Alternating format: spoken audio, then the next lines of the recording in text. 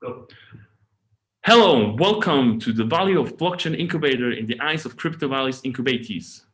I hope you are all safe and healthy during those special times and are ready to learn more about us, about the incubation program, and hear it from our alumni who went through the program. So let's first look at the agenda. We will start with an introduction to CVVC and CV Labs, which will be done by Olaf Hannemann, who is the co-founder and CIO of CVVC. Then I will talk about our incubation program. After that, we will have a short introduction of each startup, which will be then followed by the panel discussion. At the end, we will have Q&As. So please write on YouTube your questions, and we will answer them at the end of the panel discussion. Now, first, let's welcome Olaf Hannemann.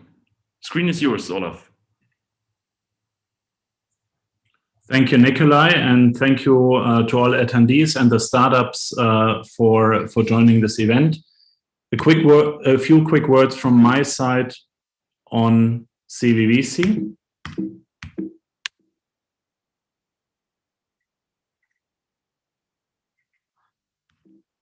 If I can. Sorry, I'm trying to get the screen to work.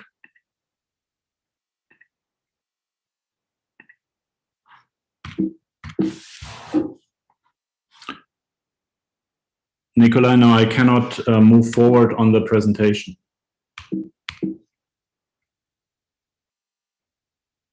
Okay. Press on the left button. You have the arrow. You should be able to move. No, it doesn't. It doesn't move forward. All right, well, I'll freestyle. So CVVC is a VC investing in blockchain startups that build applications based on blockchain technology. And what differentiates us is that not only do we invest in promising startups, but we also provide additional value add through our ecosystem approach, which we call CV Labs. What we have there, aside from the investment business, is co-working spaces in Zug, in Vaduz, and in Dubai. More are planned. We're organizing our own events. We have startup competitions, and we have an advisory business. In terms of our investment focus on young startups, as I said, the focus is on those startups in the blockchain space that are focused on building applications based on blockchain technology. So at this point, we're not investing in layer one or protocols, but we're investing equity or convertible into equity into startups that build applications. We do that in two ways. One, through our own incubation program, where we invest in the kind of young, most promising startups from all over the world, as well as in direct investments into startups that may be a little further in their development in terms of product and drive than the incubation program. We've done 27 investments so far across 16 different countries and 4 different continents. And we ran 2 incubation programs to offer on the incubation side for those interested, for those that are startups on the call and are interested in our incubation program, is we offer up to 125,000 of investment in return for 10% of equity in your startup. And you will get to participate in a 3-month incubation program, which Nicola is running and which we are discussing later on the panel of startups who all stem from our incubation program in terms of getting their sense of their experience of the actual program. Maybe briefly on the startups that you'll meet, you already see the breadth of both industry applications as well as nationalities that blockchain industry and technology has to offer. So we will have AdHash, which is a startup out of Bulgaria that is also having a dual headquarter now in Switzerland. that is providing a solution in the digital ad processing ecosystem, and they're using blockchain to do that. The company has had tremendous success since the end of the incubation program. 70 plus clients. They are almost a year ahead of deployment schedule. They're currently raising a limited round, and Adriana will talk to you more about their plans. We then have Agryo, fascinating startup from Brazil, who after finishing our accelerator has then gone through the Holt accelerator. They have operational activities already in South and North America. They're going to launch a $2.5 million funding round in the coming months. Again, this is on the back of an incubation investment of 125,000 for the 10% of equity. Asvin, startup in IoT security services out of Germany, has been voted the best cybersecurity startup in the DACH region, so Germany, Austria, Switzerland, in 2020. Received 800,000 euro of grants, equity free. Will also launch a funding round relatively soon. And last but not least, Sprinter and Brian from Chicago. That is a great example for the gig economy and how I would say today's business environment is changing and allowing for new opportunities. Brian and the team, fantastic revenue traction since they left the program. So there's a real business case live and running, great growth, and also plan to raise 2 million at a 10 million valuation in the coming weeks. We'll speak a little bit then during the panel discussion, both about the experience of the startups since leaving the program, their experience in the program, and their plans for the future. I think if you want to learn more about CVVC and both as a startup, Nikolai will comment later on how you can apply to our incubator, how you can reach out to us at a startup. If you're an investor and you're interested to learn more about CVVC, we do have a dedicated page at cvvc.com under investor. cvvc.com, you can learn more about our investment approach and how you can invest alongside with us into these startups. So without further ado, and given the technical difficulties, back to you, Nikolai. Thanks a lot, Olaf. It was still amazing. Thanks a lot for your inputs.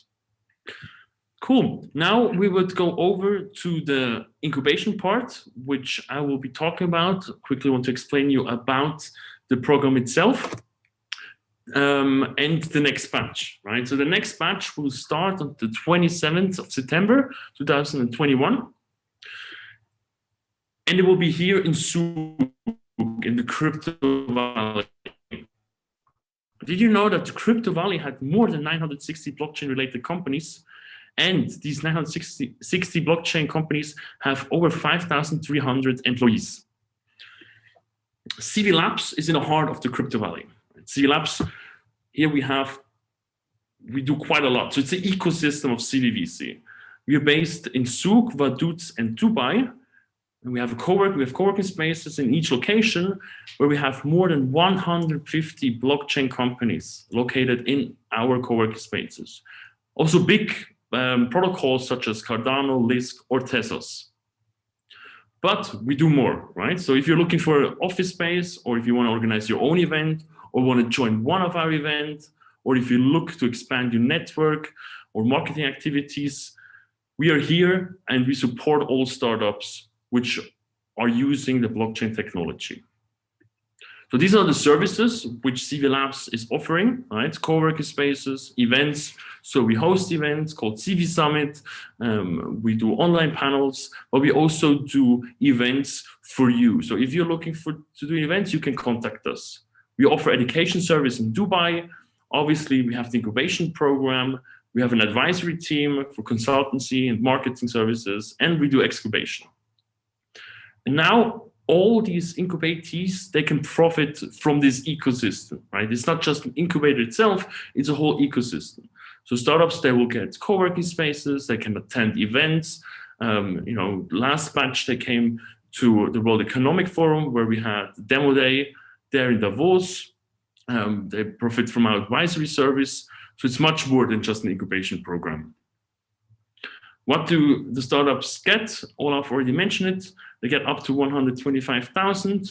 We take per batch 10 to 20 startups, and the program itself is 10 weeks long. What is our CV Labs Incubator, right? So we're blockchain focused. We work from the Crypto Valley. You learn from over 70 mentors and experts who are specialized in their field. You get to know awesome protocols, big protocols as Tezos, Cardano, Polkadot, and others. We are for founders by founders, so all our team members are entrepreneurial thinking, our experts are entrepreneurial thinking, and our mentors. And we have a dedicated ecosystem. So as said before, you can profit from networking events, fundraising events. We as well in our network work closely together with corporates, banks, lawyers, auditors. So it's a one-way stop for a startup. And as said before, we have our own technical and business advisory team. So let's quickly talk about the program, who's doing the program, right? So one side, there's us, we do some workshops like business plan and so on, but we have a lot of experts who do the workshops, which are subject matter. They do 1 to 2 4-hour workshops. And then we have the mentors. The mentors, they're here to kind of support startups on their entrepreneurial track. They help to connect them and look into their business plan. And at the end, which is new, is inspiring speakers. So we have some inspiring speakers from different industries will come and talk about their experience. Why do we have success, or why did they fail their first business, and so on. These mentors and experts come from obviously a lot of different companies. Here's a list of some companies where experts are working from or founder of. We have lawyers like MME or MLL. Then we have Tezos, Polkadot, Cardano, the technical guys. We work together with IBM and AWS. So you as well will get credits and help from their side. We work together with banks such as Saratini Bank or Seba and Signum. Then we have PwC, which is our partner in various ways. And then different marketing people as well. Now, I quickly wanted to show you a quick overview what the program looks like. So I will not go in depth there, but we will start with the first block, creating a winning startup, which is our bootcamp. There you kind of have to find out who you are, the why, the design thinking, the storytelling, so everything what the winning startups need, right? And then at the end of those 2 weeks, we have the outro pitch, where we then go over to the business plan and marketing. There we have a co-founding, business plan, budget the right way, find which jurisdiction fits your project the best, how to sell as well, digital marketing, all that kind of stuff. And what is really important is as well media training, especially now, how to talk in front of the camera and present your project to investors.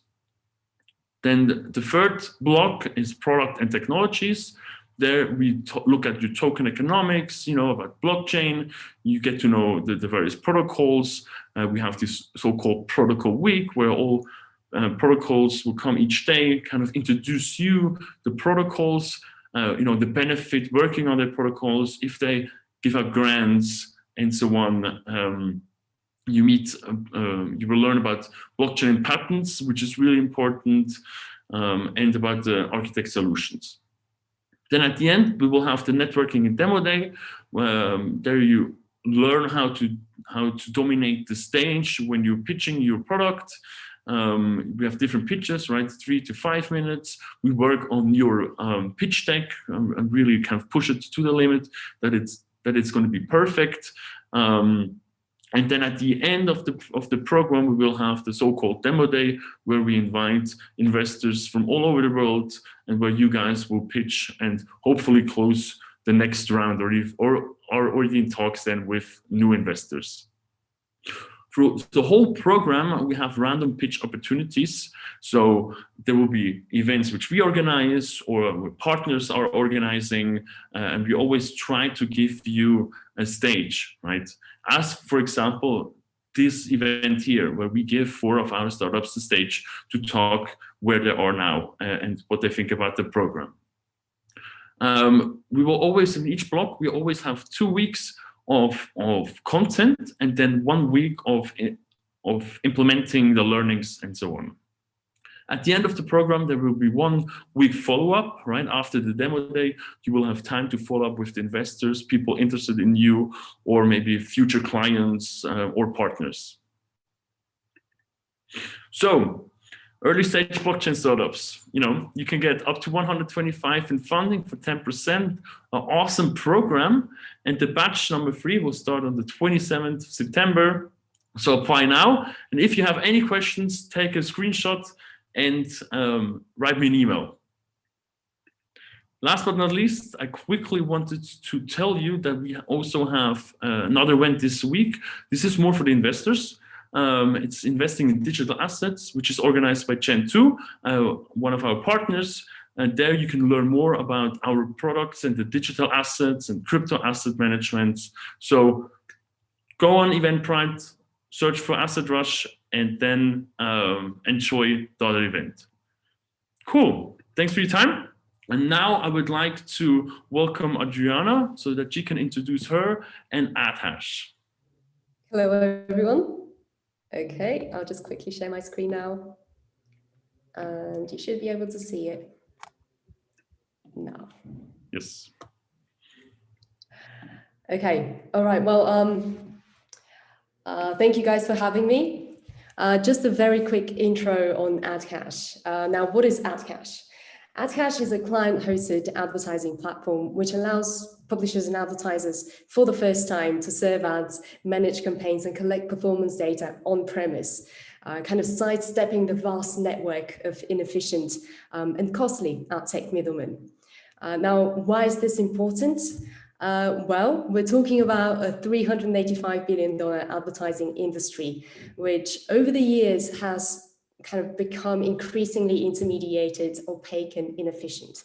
In fact, true advertising efficiency is a bit like alien life. It's probably out there, but no one's actually seen it. And just to kind of paint the whole picture, if you take a look at the current advertising ecosystem, that's how it looks like. If Nike as an advertiser wanted to serve an advert on Forbes, they wouldn't contact Forbes directly. Instead, they would typically work through a combination of different advertising technology partners. Some of them will be serving the ads, others will be running third-party verification, sourcing inventory, providing analytics, so on and so forth. And it could easily take over 20 different platforms to serve a single online ad. Now, each one of these platforms is taking a cut, right? And in the end, less than 30 cents of every advertising dollar actually make it to the publisher. Now, at the same time, performance data communicated from the publisher back to the advertiser are largely obfuscated and inflated. So on the one hand, we've got publishers losing over 70% of their revenue on ad tech middlemen, and on the other, we've got advertisers kind of spending, copious amounts of money on advertising technology, only to receive data that are mildly accurate.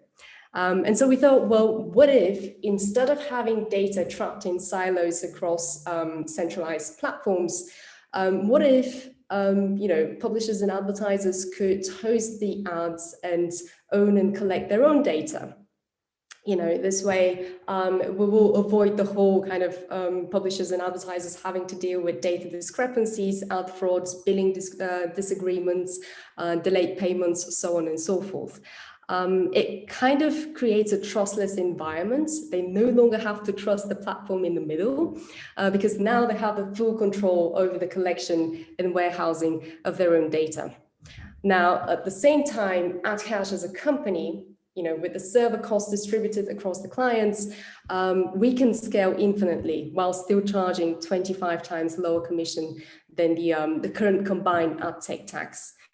So the price advantage combined with the data ownership, combined with the faster reconciliation period, faster ad serving, privacy and data compliance, all of these things create huge advantages. And just to kind of summarize the differentiating factor here, if you take a look at advertising companies over the past decade, they've been capitalizing on data, collecting it, repackaging, selling it, making a ton of money in the process. The problem being that very little of that money actually reaches the publishers, the true media and content creators.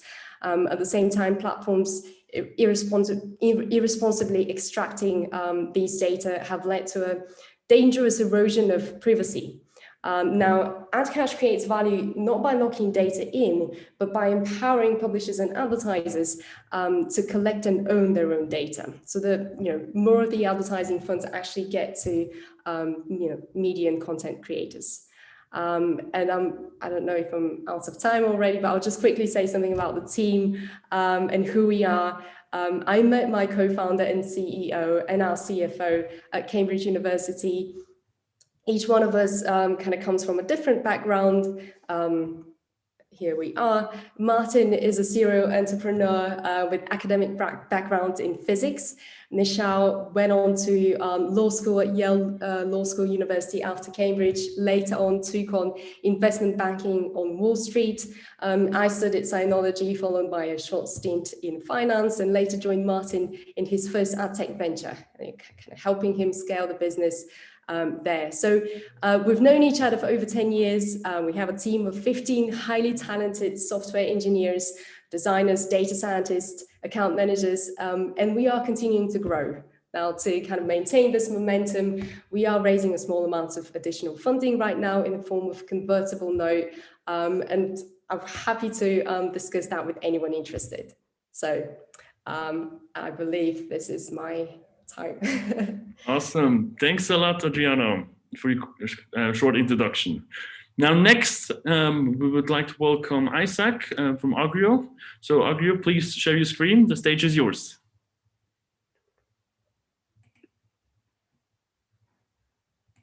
Here we go. Thanks so much, Nikolai, for the warm intro. So I will talk a bit about one of the biggest challenges of our society today. Maybe our audience, our amazing startups looking to join CVVC and CV Labs portfolio this year, and the investors which are listening in the general society in the event from now will think, oh, well, what's this talking about? One of the biggest challenges in our society. If everything is good in the supermarkets, we have food and everything else. But reality is we have today one of the major difficulties to access credit for farmers around the globe. And most of the society is not aware there are around 500 million farming families with no credit, no insurance, no capital access for production. This is a highly correlated with the difficult for the financial providers to understand risk in terms of the farmer side. Normally, the banks run their process looking to the profile of the farmer itself. So FICO score and all the other techniques we are familiar in the urban society, but that doesn't correlate too much to the reality of the food production, fiber productions, and other products in the agriculture space, which is subject to the weather, quality of soil, behavior of crops, and so on. And another big problem on that is how you build trust inside of an ecosystem, which is spread on space, so different locations, different players, nobody knows exactly what's happening on the field. And how do you share information between people? How do you prove something happening on the place? How do you prove this farmer has ability to produce? So to solve that big challenge is why we start to develop Agryo. And basically, what we provide in a nutshell is once we are working with a bank, let's say, or an insurance company or a trade financier, they need to validate a farmer. So they submit the farmer, their type of crop they want to do a contract, where is the place, and what's the beginning and the end of the contract. Our system starts to collect over 520 different variables from satellite data, weather forecast, soil types, deforestation, fire spots, and a big set of information all over the globe. We process everything, we generate last 21 years history of the place, the next 6 months of the projections, plus all the data, the results, and the infrastructure itself running attached to a DLT protocol, which means everybody can trust that data after that. We deliver resources for banks in terms of pre-contract analysis, monitoring of the contracts if they decide is good, things like credit score, risk assessment, which are related to the real asset of the farmer, the production where we'll need to raise the revenue to pay back the loan or to evaluate insurance. Same thing on fraud detection and climate-based bonds and trade finance contracts. So like validating if there are production selling through a contract, let's say financed by one of the big banks which do exports, and they can validate if there are no deforestation, no bad behavior on the place in the last 21 years. That's a pretty transformational tool and foundational tool for the future of the ecosystem. There is a $2 trillion gap on the space, and that's pretty important for our society in general. Agryo is raising a round of finance with some investors already in the commitment phase to keep growing and deploying our services. Now we have operations in South and North America, and Olaf didn't mention before, but we have clients even in Africa continent too, and more than happy to discuss how to help to empower one of the less developed technology industries, which is the finance in agribusiness. Thanks so much, and please contact us in any case of good discussions. Thanks a lot, Isaac. Cool. Now we would have next Mirko from Asvin, who will do a quick intro on Asvin. Yeah, Mirko, your stage. Please share your screen and mute yourself. Super. So just can you confirm to see my screen and hear me? This would be perfect. Perfect, yes. Very nice. So thank you very much. My name is Mirko. I'm the CEO and one of the co-founder of Asvin. And at Asvin, we take care on trust and security in the Internet of Things software lifecycle. And let me just share why we are working on a really, really important topic. The Internet of Things has already a huge cybersecurity problem today, but it's strongly growing. Think about there will be a couple of billion devices added the next 5 years. And already when we are talking today, over 74% of all internet traffic, malicious internet traffic, is already caused by IoT devices which have been hacked and part of a botnet and carrying out attacks like DDoS attacks and stuff like that. So if we think about the Internet of Things today, it's already a security problem. If we think about the Internet of Things tomorrow, it's a bigger security problem. And it's even an obstacle for the industry to run their business. So that's the reason why we have created Asvin, because we want to take care on the security, on a better security in the Internet of Things. And just how we are doing that. So our approach is a completely security chain for the entire software supply chain and life cycle for IoT devices. So we track and trace every action of software, for example, firmware, which is carried out from the deployment up to the over-the-air distribution, installation on IoT device, and then we can track and trace in the blockchain the integrity of the software. We can compare every time if the software which is running on a device, for example, is still the software which is installed on a device, or as well we know if someone is installing malicious software or has done an injection of malicious software to the software supply chain. And maybe someone of you know about the SolarWinds sunburst attack.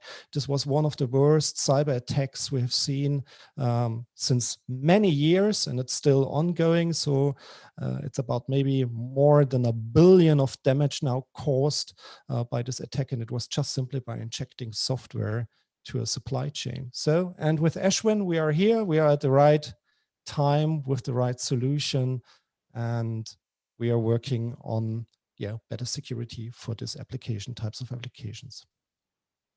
So thanks to CVVC as well, because they are one of our pre-seed investors, and we had been here in the program working together with the team to set up our solution in the best way you can think before you go to a market fit traction. Now we are already in the market fit after the program, and I think the team did a great job. So we had been awarded as the best cybersecurity startup for the German region, which is as well Switzerland and Austria including. And I mean, this is an amazing success. And as well, we have some great key customers now where we are working on rolling out our product, and we can create revenues as well, and we show good traction. By the way, we have, we have secured this pre-seed funding, which was helping us of the team to create the MVPs and the pilots, but as well we have saved additional fundings, which are not repayable, for example, because they're equity fundings from R&D funds. And now we are working on the next stage of the success story by having a look for the seed round, which will be a 1.5 million seed rounds we are now offering for beginning the summer, just to ramp up the traction for the next 18 months. And by that, I only can say thank you very much to the team of CV Labs and CVVC, because they are really strong supporter. They're doing a great job. And we are so glad to have you on board with your support. Thanks. Thanks a lot, Lucas, for the nice words. Awesome. Cool. So now before the next before we start the panel, we have one more startup, which is Brian, who is from Sprinter. He's in Chicago at the moment, I think. So Brian, the stage is yours. You need to unmute yourself if you...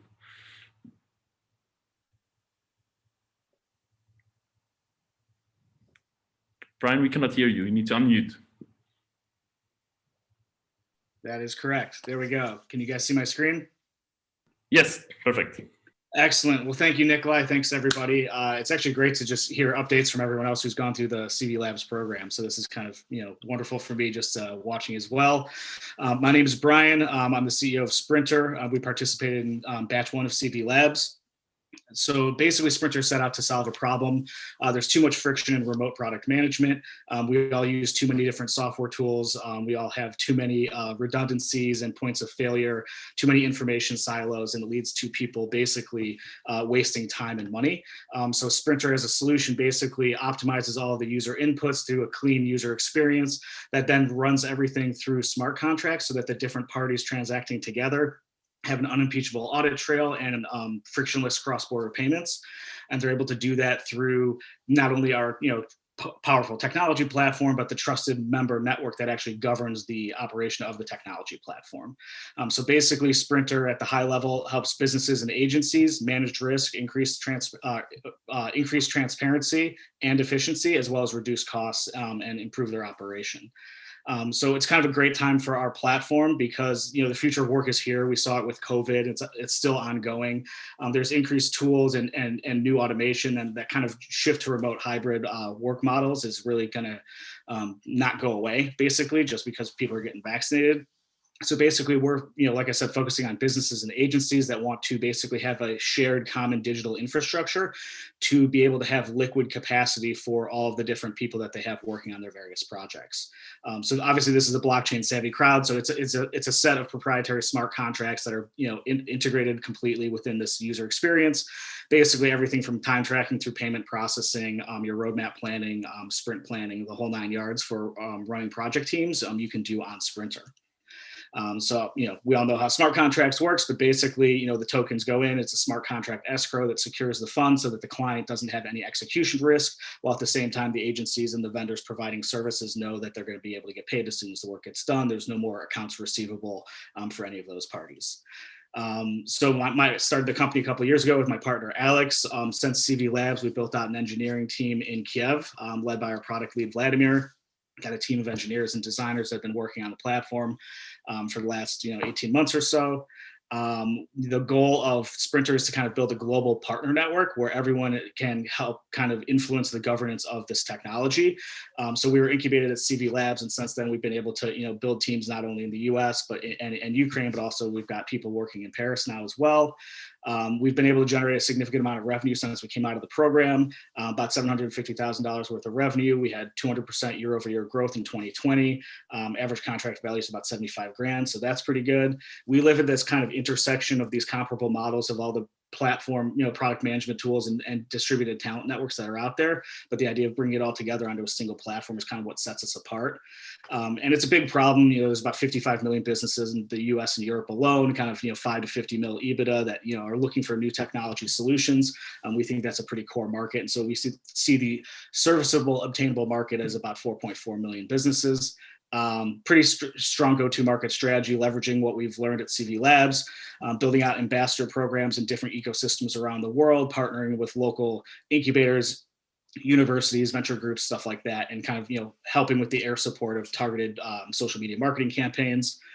Our unit economics are pretty good, but I don't want to get into that in the pursuit of time. We see this growing to be about $200 million in annual revenue over the next few years, which would be about 700 projects active at a time, which would be about like 500 active members of the network, which would be about as decentralized as we'd be comfortable with. And then anything that scales beyond that is kind of outside of our control. So we're pretty excited about it. It's been great being able to build this technology at CV Labs and kind of grow it since we came out of the program.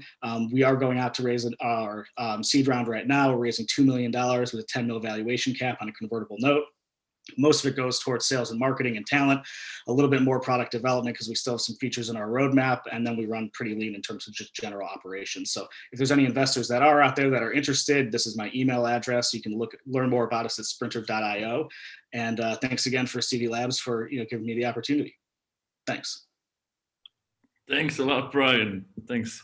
Cool. Thanks for your time. Thanks for your introduction. And now we would like to move to the panel discussion. But before that, I already got some questions, which I quickly want to answer now. So the first question was from Mo Mansour.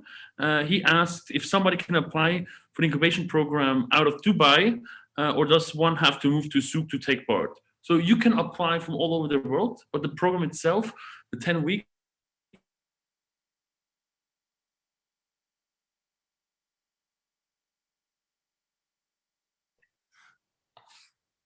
So now Nikolai froze. You froze, Nikolai. So we couldn't hear you. What you wanted to say, you can apply all over the world. The program happens physically in Zug. However, depending on COVID, we may do it either part or fully virtual, correct? Exactly. That was my answer. Good. Thanks for letting me know it was froze.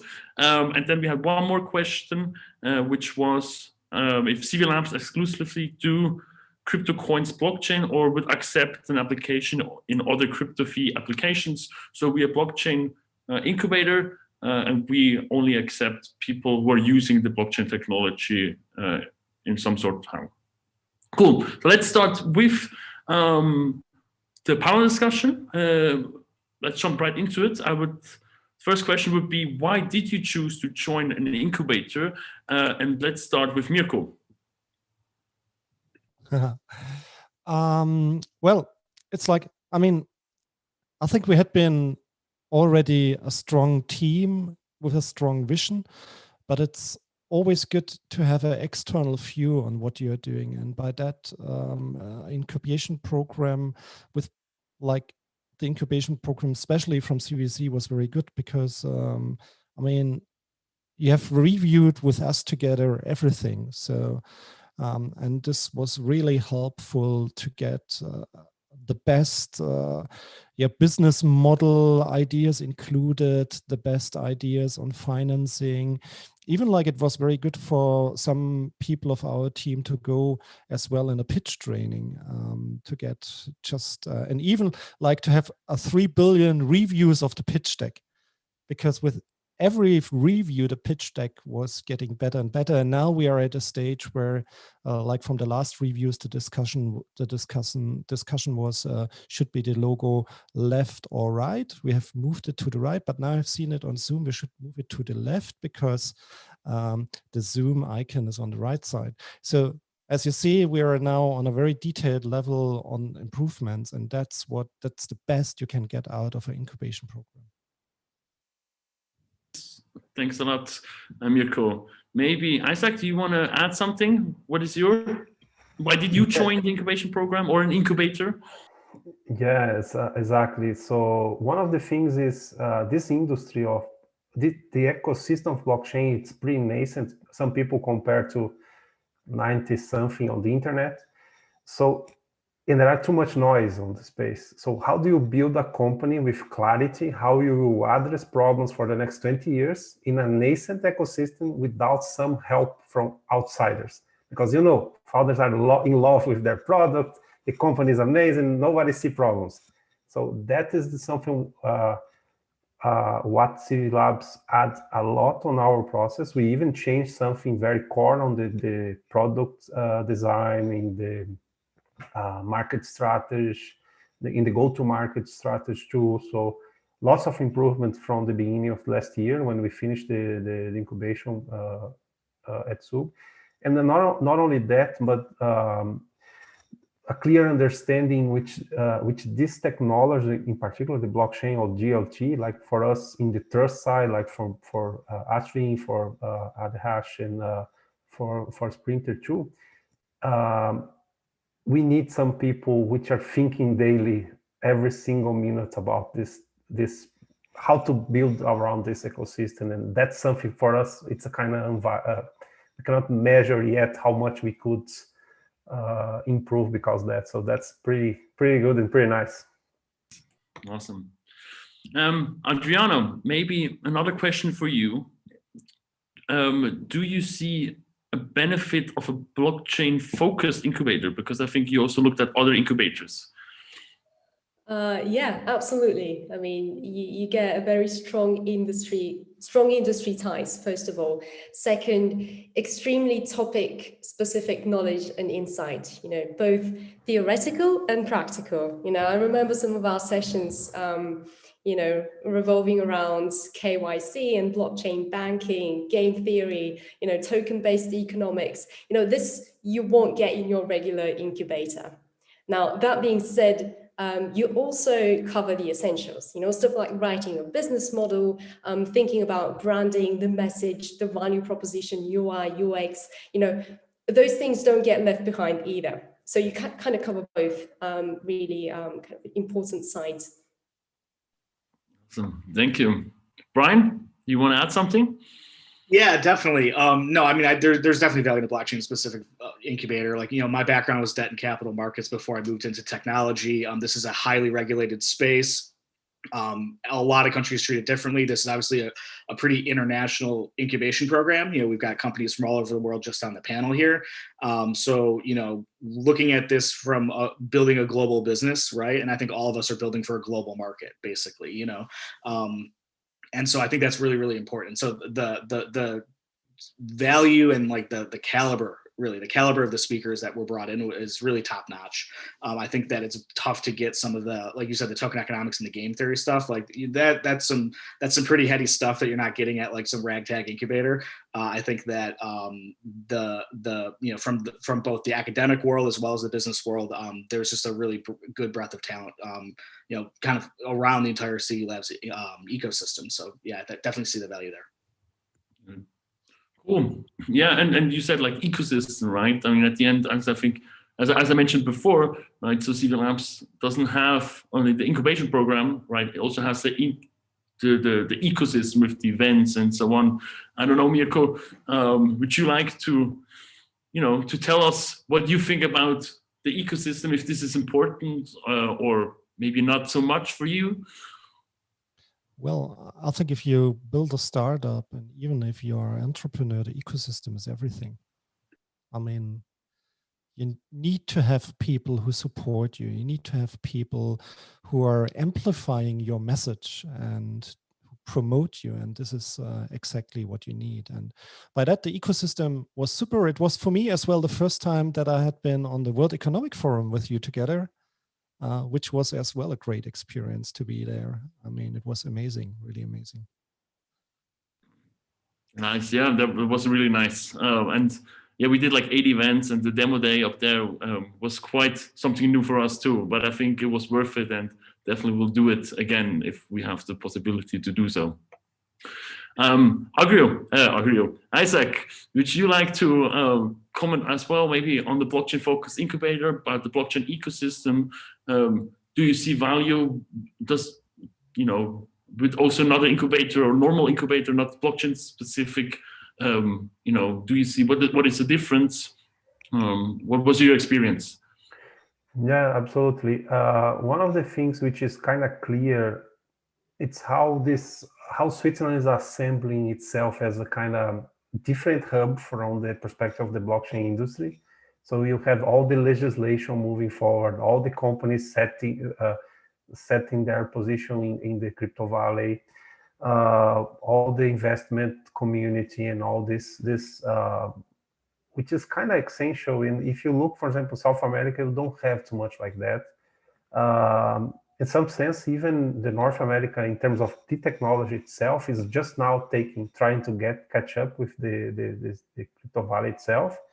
So if you look globally, it's the best place for a company to engage, and that's pretty important for a nascent company. So in the concept of incubation itself, so when you will be checking all the points to really move forward with the company, and being in a nascent industry again, so this sometimes people don't think about, because we are in the middle of the industry. For us, is here, but for all the society outside is not there yet. So we are very, very far from 1 billion users. So there are lots to be improved, and the ecosystem is the only way we can build all the pieces in advertisement, security, software development, and everything else we need in the society. So that's pretty much the best way to do, I think, and Agryo profit a lot from that. Nice. Yeah, I just received a question from Kamil Jolonek, who asked, do the startups presenting also use each other's services? And I think some of you kind of work together. I think also Brian. Yeah, I can definitely speak to that. And this is actually what I was going to add, kind of building on what Isaac said, was kind of the value of the ecosystem alone is that, the people in the community that are kind of brought together around this kind of shared interest and like the shared passion for what we're all building.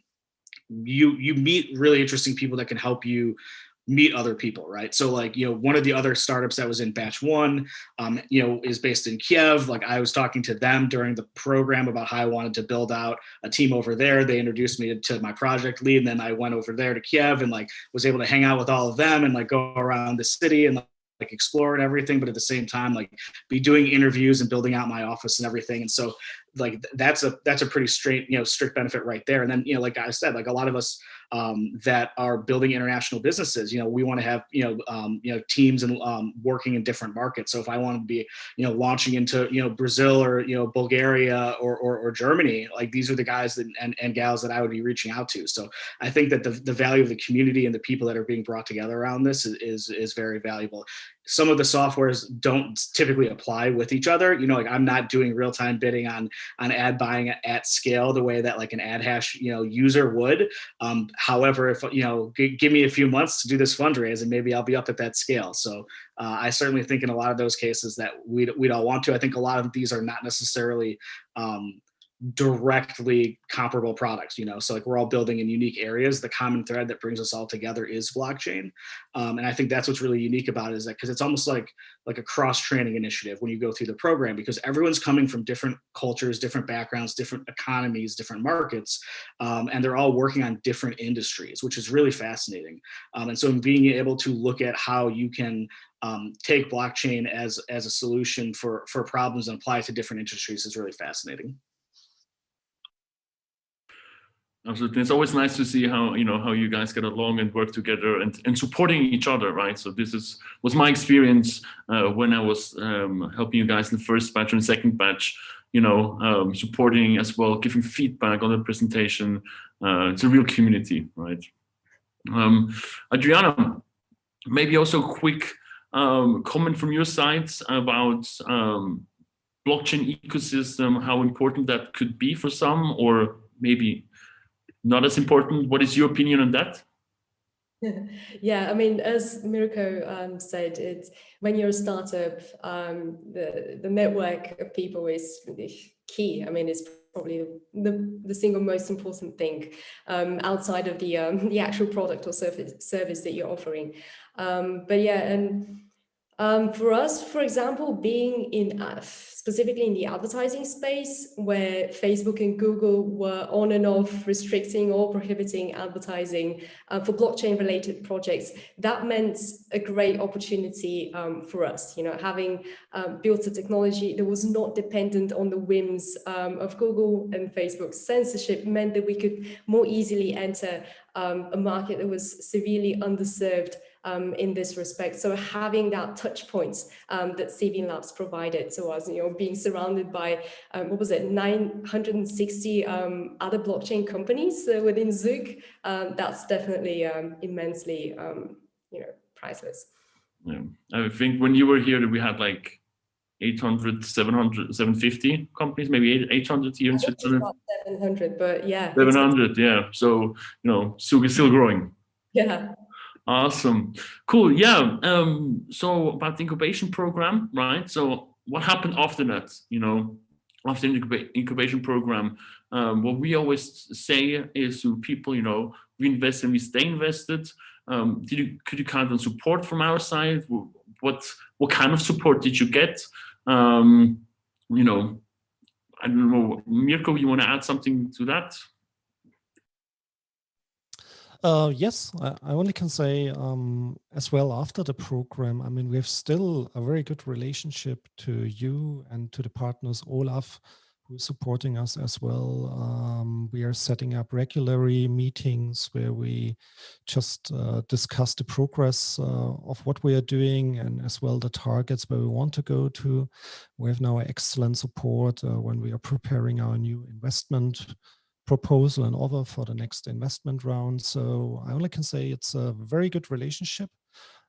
And of course, I would say this is not usual for every incubation program. I mean, this is really exceptional what we are getting here as a support. And I mean, it's as well a strong commitment if you are invested in a company, because this means you show a strongly interest on developing the company as well after the incubation program, which is really important. So I only can say, well, that's a very good way if you want to develop your startups, and you're an excellent partner for us.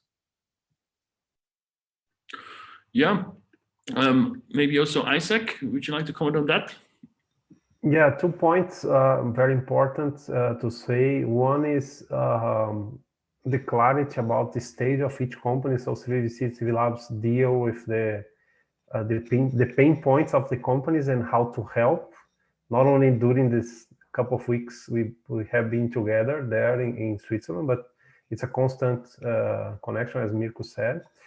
Another point is the type of presence and brand, let's say, which is the ecosystem is building, the CV Labs and CVVC is building. It's a kind of different too.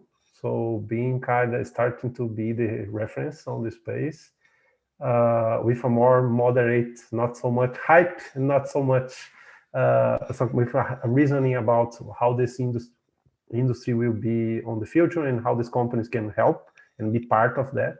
That's something very important, which in terms of value and relationship and next steps is for ourselves is pretty interesting. So for example, we have now through one contact on the CV ecosystem, some conversations coming through the investment side. So and we had some companies in the relationship, which probably will be clients through. So it's something which you don't structure normally for other regular programs.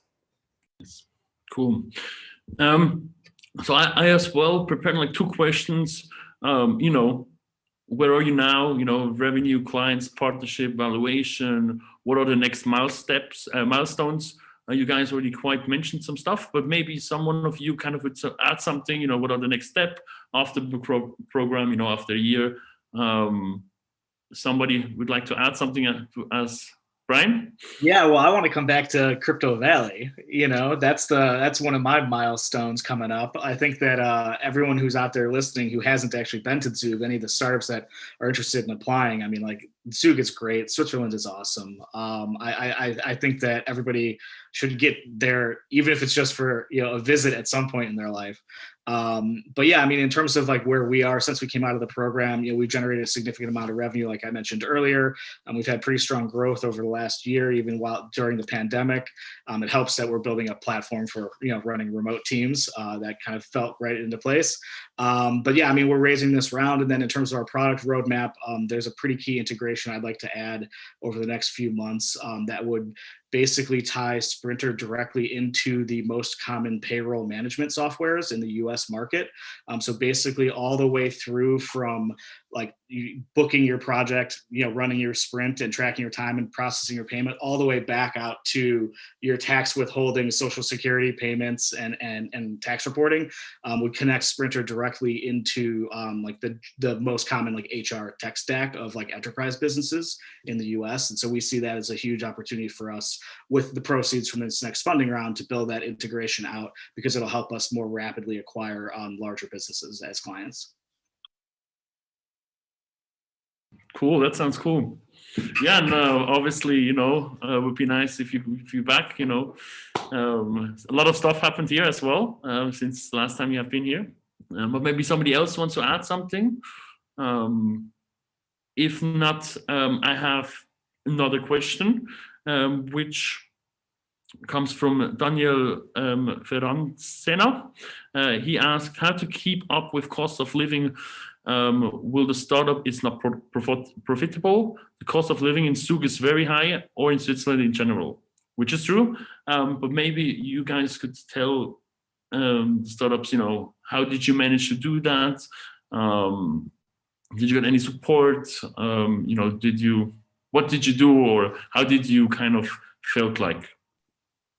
Yeah, no, I'll take that and then hand it off, because I'm sure all of us had different living situations. So I specifically came and I wanted to be able to bounce around a little bit. So I just, did Airbnbs, but then, through the coordination with CV Labs, they gave us access to resources like that I wouldn't have known coming to Switzerland for the first time, like Flat Fox and some of these, like apartment, like short-term rental sites and stuff like that, that really helped me find places that fit within my budget.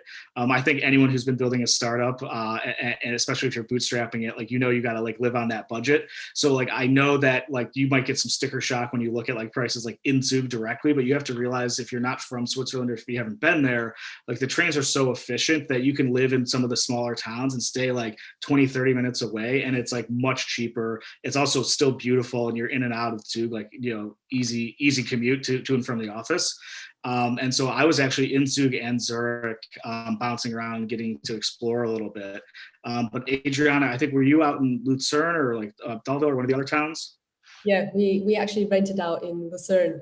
And you know, it's outside of Zug, but everything is so well connected. You know, if you travel by train or if you've got your car with you, it's just very quick, efficient. And yeah, I mean, Lucerne is a beautiful town. Probably not the cheapest, I don't know, but it's you could probably find a cheaper place than that. But it was definitely worth it. So yeah, definitely, yeah. Don't feel like you have to be stuck in Zug. You know, if you're not an earning person and taxes are not kind of your you know, main points of selection, you know, for which place you live in, then you can definitely diversify, go out of Zug. Yeah. So I think Mirko needs to leave the Q&A. He needs to jump to the next call. Thanks a lot for your time, and hopefully see you soon. Thank you very much, and Thanks. take care. Bye. Bye-bye.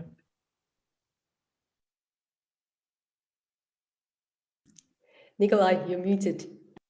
Thanks a lot. So I have some questions still. So it's from Stefano Ruozzi. How is it about the percentage of successful startups of one that applied to the last incubation programs? So I'm not 100% sure. So if you're asking how many startups apply and get into the program, we get you know, some 100 applications, and we take 10 to 20 startups. And if you asked if how many kind of are still you know, in process of building their startup, it's almost 100%. It's still early, right? So the batches were not that long ago, so not much could have happened. But most of the startups are still working on their projects. Then we have one more question, and I would like to give this to Olaf. This is from Kopi Suvanam. If someone is planning for a foundation kind of structure, will you be okay funding such projects as well? The investors and the team can be compensated through tokens or proceed of token sale. Unmute. I would say it depends. As I said at the beginning, our focus and priority is on startups that build applications and solutions based on the technology. So application layer, as opposed to layer one or protocol. And as such, so far we've only done equity investments or convertible into equity. We would not rule the other one out. It's just not our core. That I think is the best answer. Awesome. Thanks a lot. So I have one more last question, which anyways would have been my last question. So let me quickly see. Where was it? Kamil Jelonek asked, if you have to name one element of the program that you benefit most, what would it be? And my question at the end would have been, application batch 3 is open now, so why should they apply? You know, one sentence, short and sexy. Why to apply? Yeah, I mean, life is short. Shoot your shot. Like, you know, rejection's not pain. Like, what are you waiting for? It's going to take you, you know, it's not something you want to do in 5 minutes, but like sit down and like do the application, like make it thoughtful, do the work and see if you get in. Yeah. Yeah. And one thing, and Brian, one thing, so one is applying and one is from the program itself. What would the program itself is the people, I think. I mean, like the program doesn't last forever, but you know, the friends you make along the way, you know, is you know, where value really lies. So. Isaac? If I can say, join a fair community with fair support, building a fair ecosystem for the society. If this doesn't matter enough for the future, I don't know what can matter more. So that's the major value of the CV Labs, from the capital investment, from the effort of the team, from all the aspects in a fair way for starting companies, for founders which are willing to make all the efforts to make happen. So people, if you are listening to that, try. If you believe your company has a chance to build something for the society in this new ecosystem of blockchain, do your shot. Cool. And Adriana? Yeah, well, obviously outside of the network, the community, the people, I think one thing that was a huge value to us was that the whole program really probed us to crystallize our message. You know, we offer technology that is not easy to explain in a single sentence, and one that offers, you know, a comprehensive set of benefits. And you need to be able to crystallize that message, you know, strip it down to its most fundamental parts and build it up again to varied degrees of complexity that would speak to anyone, you know, from the journalist to an investor to the client. And, you know, we are a technical team, and sometimes we do get a bit carried away talking about the technology and the tools that we've built. But sometimes you kind of should not allow the tools to kind of dominate the message. A solution is really great when the tools take a backseat and people just get the message. And so pitching and the workshops that we did with CV Labs really helped us to think about this more carefully and, you know, crystallize that message. Awesome. Thanks a lot, Adriana. So last question for me. Rodolfo Meyer asked us if startups that are already running an app in a pilot stage can benefit from your team and services. From this is a question to CV Labs. Yes, you can go on cvlabs.com/services. You can find all the services that we offer, and you can write me an email if you have any question, which you see here. So thanks a lot, Isaac, Adriana, Brian, and Olaf for your time. Was a great panel discussion. I'm looking forward to seeing you soon again.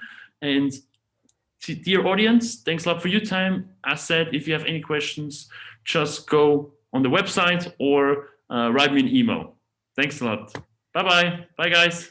Thank you. Thank you very much.